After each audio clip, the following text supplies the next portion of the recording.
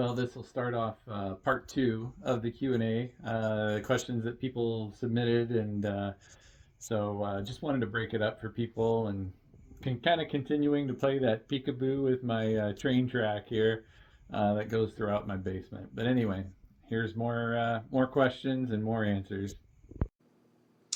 So here's a very observant question from somebody that, from three people, I think, Jody, Doug, and Adam, and I think a few others tagged in.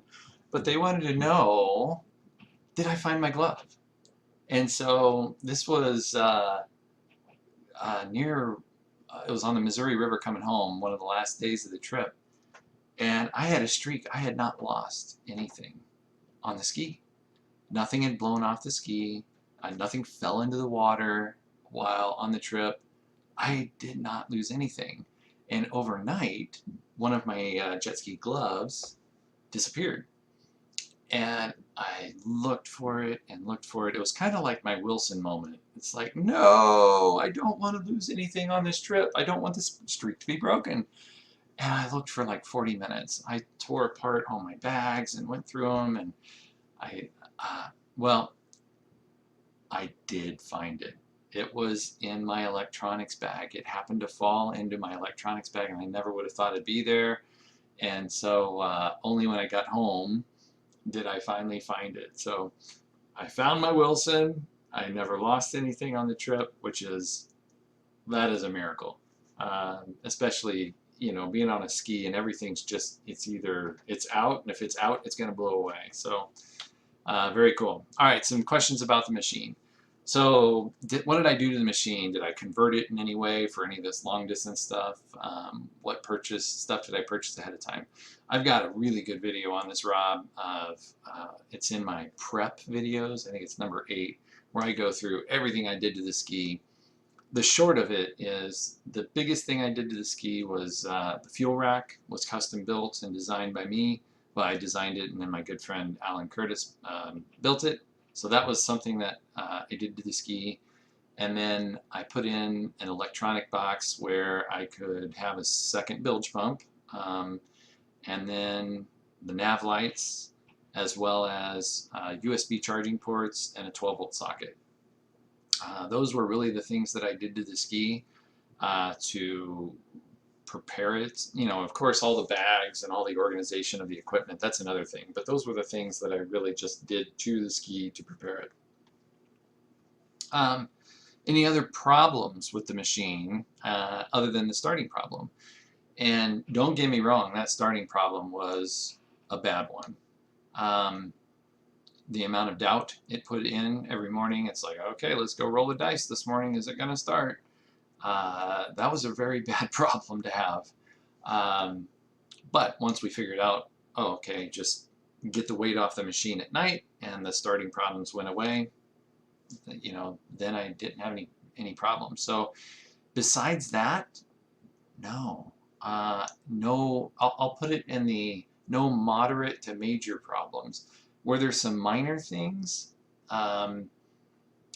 Yeah, I think I blew a fuse on my heated handle grips, so that was a minor thing.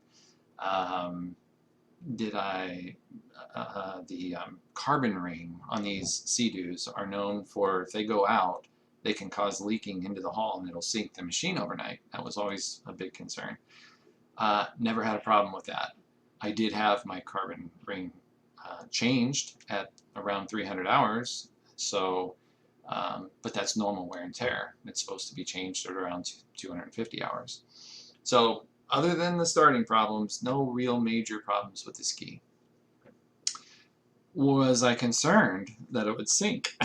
You bet I was concerned.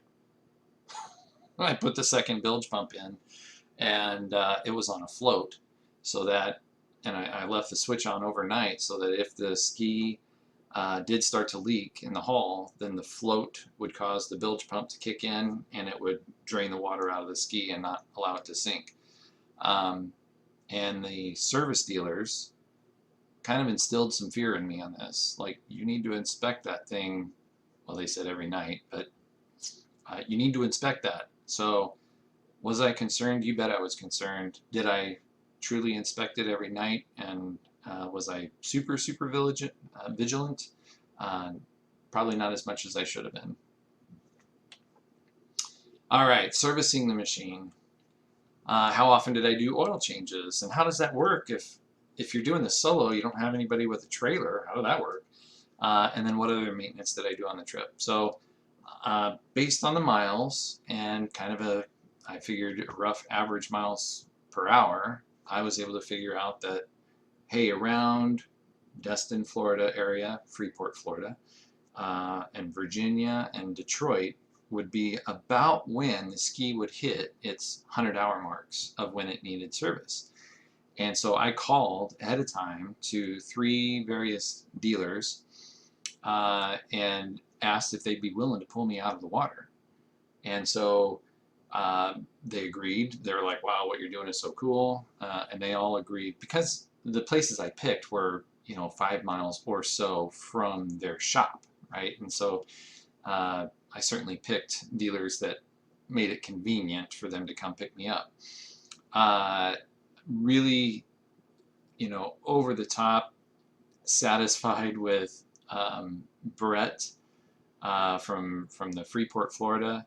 Yeah, and if you want to talk about the hero of the trip, Brett, the service manager from Distinctive Cycle in Freeport, Florida, he was hands down the hero of this trip. When I came in for service, he picked me up right away. Within 10 minutes, they were changing the oil of when I got there.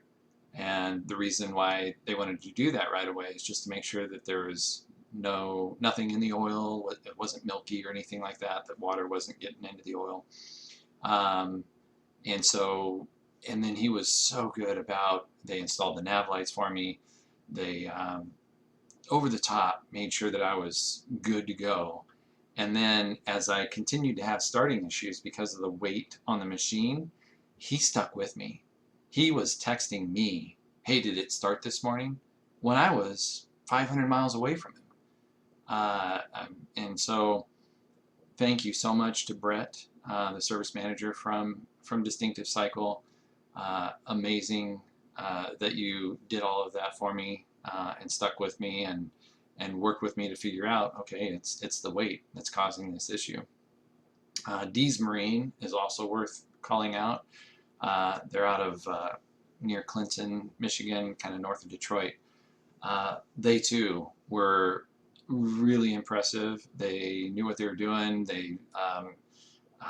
Again, they had that machine in the shop within just a half an hour of me arriving, and did a compression test and did a couple of other preventive type tests on the machine just to make sure that it's ready for the big water. And so really appreciate what you guys did for me. But other than those 3 scheduled oil changes, that was it. I did have to change the spark plugs once myself because of the starting issue. It was fouling the plugs, so I had to change the spark plugs once. But other than that, it was just those 3 maintenance stops. So I felt really good about that. All right, so on to the next question. Hello, SeaDoo. Hello. Oh, the big question is, did SeaDoo sponsor me? And where are they, or what did they say? And wouldn't they want this story with their brand? So I did reach out to SeaDoo before I left. I reached out to them in the middle of my trip. Basically got a canned response saying no thanks, not interested. And only later in the trip did somebody from SeaDoo reach out to me, who was kind of responsible for social media influencers, and he was good to work with, and they did end up paying for my second service, which was almost $1,000 bill. So in that regard, yes, I can't say they sponsored me. That's usually, there's a contract that goes with that, and there's kind of things with that. But they just picked up the tab. Now, was I hoping for more, or what I thought there'd be more? And I really did. I really thought there would be more, especially as I was rounding the corner, kind of coming to the finish line. Um, Now, having said that, if I put myself in their shoes, was I always wearing the exact, proper equipment every day? Neoprene shorts and all of that, all this liability stuff, right?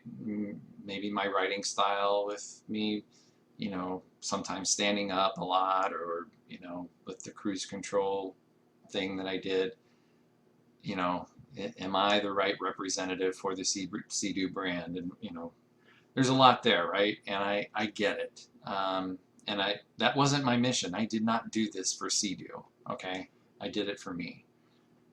So I kind of understand their point of view and maybe why they might have been a little hesitant. And they did reach out towards the end of the trip, and they're like, "Hey, the engineers would like to talk to you." So we'll see where this goes.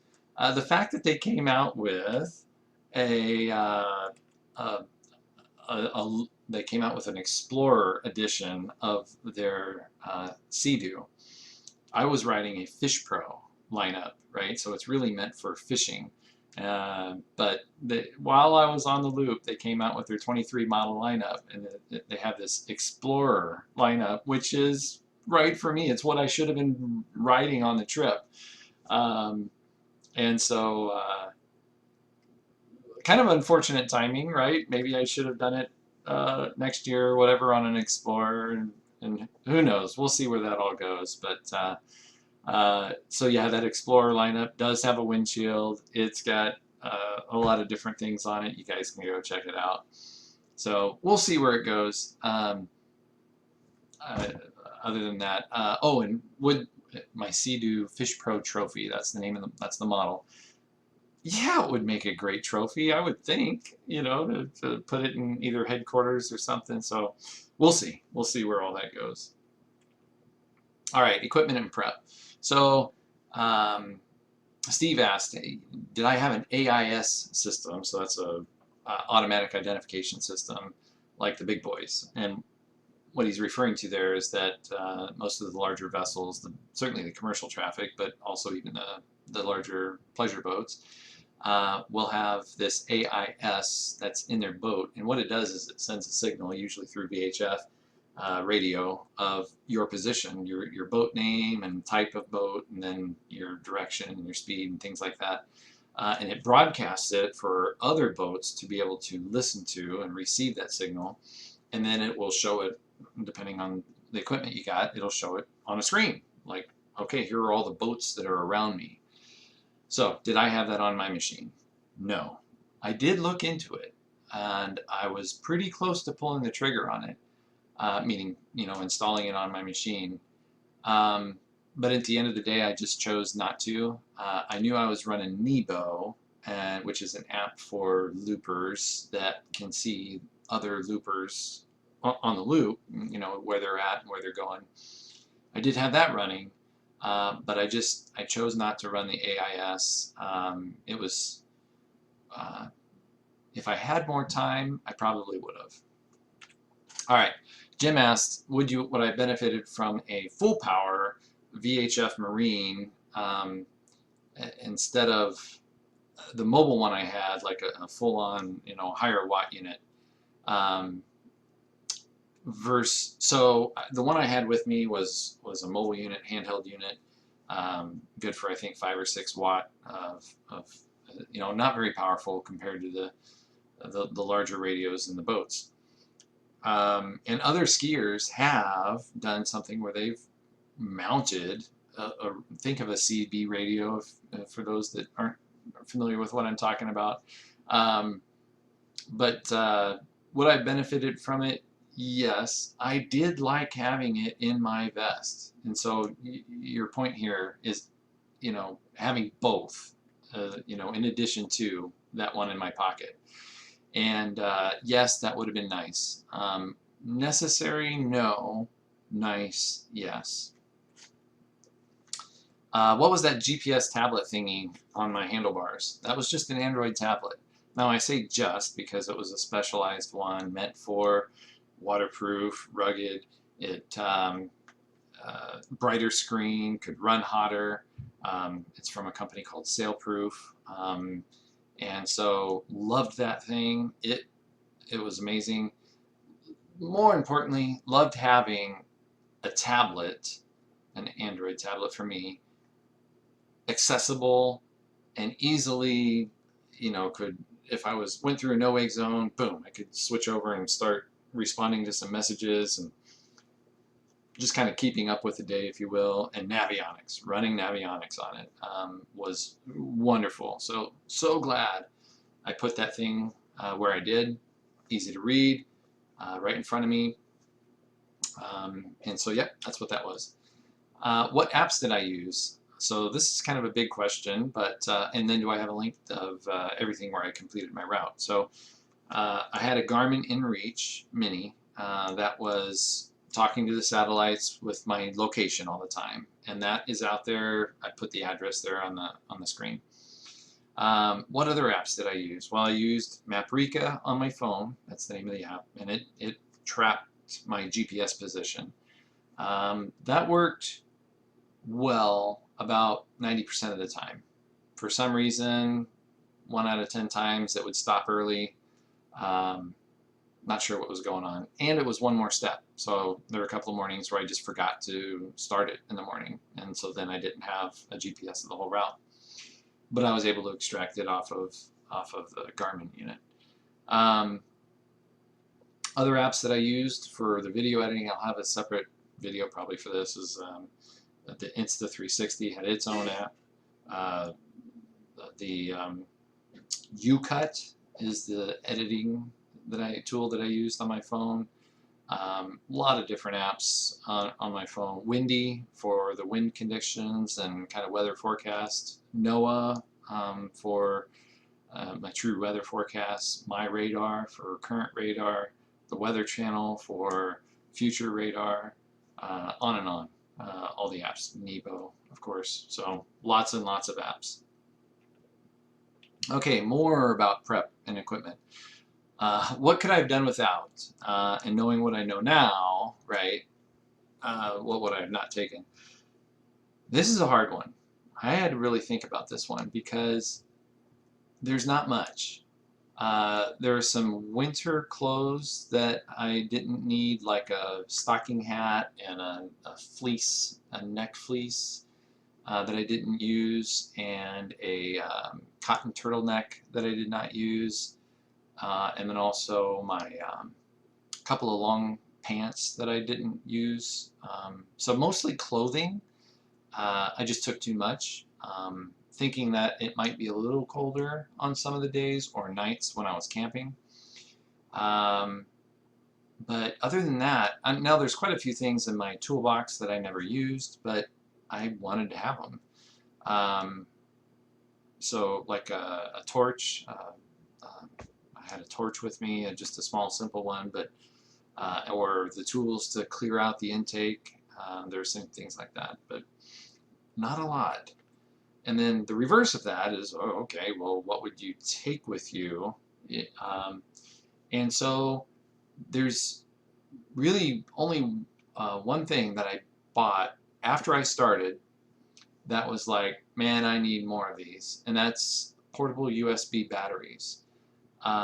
Because I was charging the tablet so much during the day, that's outside the hall. Well, all of my USB charging was inside the hall, and I didn't want to run a cord through that gasket, from inside the hall to the outside. So I ended up charging that tablet by these little, portable USB batteries. So I had one with me, but I ended up buying 2 more. And having that flexibility of, okay, go through a battery, onto the next, just gave me a lot of good flexibility in being able to charge my equipment through the day. But other than that, I did spend a lot of time planning and just sitting on the ski in the garage, going through a day. What am I going to need? And that paid off. How did I keep things cold? Cold packs, insulation, my cooler. I didn't. my cooler was a dry cooler. It was not cold. It was a cheapie. If I would have had some expensive, Yeti cooler or something like that, I would have had to take it into the hotel every night. But because it was some uh, not so good piece of crap, um, then I just left it on the ski, including the contents. And so what was inside the cooler? It was just warm drinks. Even in the 95-degree water or weather, I just warm drinks. It was fine. I'm okay with that. I can drink warm water, warm Gatorade, doesn't bother me. So no, never had anything cold unless somebody offered it to me from another boat. All right, tell me about the route. Are there any sections you would go back and ride again or spend more time at, or sections to avoid? Well, this one's kind of easier to answer because what I would avoid would be the big water. Running across Lake Michigan at a 85-mile crossing, I would avoid that. Would I do Naples to Key West again? I would avoid that a second time. I'm glad I did it the first time. It was worth checking off the box, but would I do it a second time? No way. Or at least I don't think I will. What would I do again would be Lake Michigan was pretty cool. Or really Michigan with Lake Huron and Lake Michigan. Or for that matter, the Wisconsin side too. Um, really, any small town that had a great marina and port with some level of investment in their waterfront would be worth repeating. Love the small towns, loved the river walks, loved how quaint things could get. Was the water really low in areas? Did I hit sand? Only hit sand once at real low speed coming into a host dock, and I knew it was real shallow. It was low tide. Otherwise, never hit. Now, was the water low? Yes. Running the intracoastal, you're out there and you think you're in this big, huge body of water, but it is shallow except for the channel. The channel's, 8, 12 foot deep. It's fine, but it's narrow in a lot of places. The channel might only be 20 to 20 yards across, which means you think 20 yards across, wow, that's really wide. It's not, right? You have to be paying attention big time to make sure you do not go outside the channel. So, was I concerned about that? Yes, especially in New Jersey and Georgia. Those two states are kind of probably the most concerned about those areas. But yeah, but otherwise, no, the water was fine. Have the rivers in river towns embraced the rivers more? And this was kind of related to compared to a book, and I hadn't read the book, Scott and Jennifer, but I love the small towns that did embrace the river or their ports that they had along the lakes. Going down the Tennessee River to the Tenn-Tom and Tombigbee rivers, that was really cool too, and how some of the towns did embrace it. So I love that. Steve asks, did I get permission to camp out? Well, or did I get told no and any visitors? So the places that I camped out were all on sandbars. And so this is kind of like on the river. And so no, I didn't need permits to do that. And did I get told no? I didn't have to ask. There's nobody to ask. And nobody came up to me and said, hey, you can't camp here. Did anybody stop and visit me? No. Other than just other people on the river, and they're like curious, or actually I would go up to them. Some fishermen, that were nearby. Well, they were anchored out just 100 yards from me, and so I went over and just started talking to them. So the camping side was fine. Now, if I would have camped along the coastline, totally different story, right? Or even just down in the south more, totally different story. I would have had to have invested a lot of time to know where is it appropriate to camp, etc.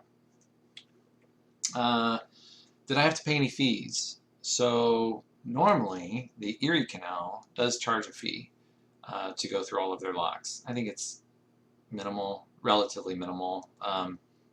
But because of COVID, they stopped charging, and then this year they still did not charge anything. So the answer is no. No fees associated with bridges or locks. Did I ever fish? Several people asked me this, and no. I was way too busy. Oh my God. Uh, I just, there was not enough time. And then to carry all the extra equipment, and it was just not the trip to go fishing.